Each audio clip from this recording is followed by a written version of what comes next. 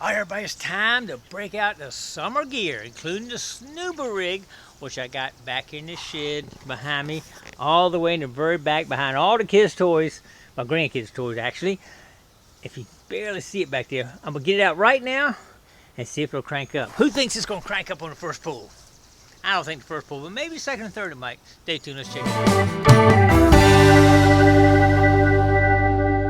I'm glad I ate my Wheaties this morning because this thing gets heavier every year.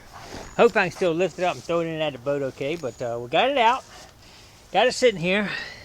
It's a choke. I got the choke on. That's off. Everything looks good to go here.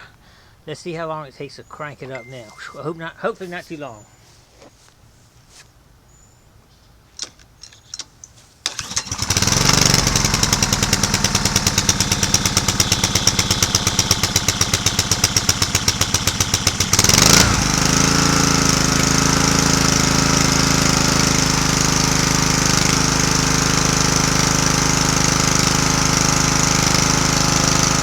Boy, that's a good sign. Cranked up on first pull. I just pulled it, not trying to start, but I just made sure it turned over okay, but that was the first pull where I tried to start. Awesome.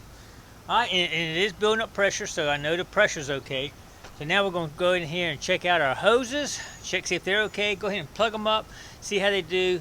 We got to check out our wetsuits, and I bought a couple things I'm going to show you just a little bit too, safety-wise. I got several things safety-wise new this year that I didn't have before that we're going to try out. So let me go ahead and get the hoses out and check them first, and I'll show you the rest of the new stuff in just a second. All right, I got my two main lines out. Buddy and I sealed them both last year. I've already taken the seals off of the ends with the air filters on them.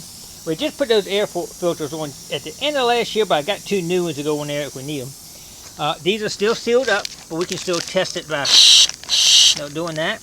They're still sealed in there. I'm going to leave them sealed for now. Let's crank it up.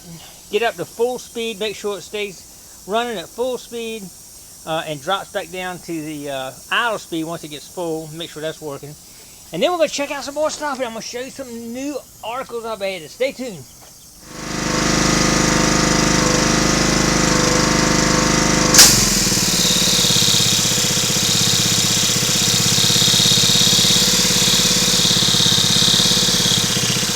Alright, that noise you heard where it kicked out and went to idle speed, that's why I was making sure it was working, because my other unit actually failed, and I bought a new one, and it still didn't quite work right, but you heard it cut down to idle once it got up to operating pressure, which is a good sign. That's working. So everything seems to be working right now on my Snuba rig, and I'm ready to use it too, buddy. I am ready to get out there with it. We'll just test this real quick.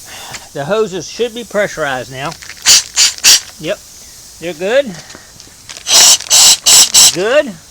Everything is looking good. I like it. And let me show you a couple new things I bought right here. What these are right there, they are CO2 operated instant inflatable life vests. So if you're down below the surface line there and something happens, you can't get air or something, or the machine goes out and you got a problem, you just pull the cord and it fills up with air and takes you right to the surface. Even with your weights, it'll be okay.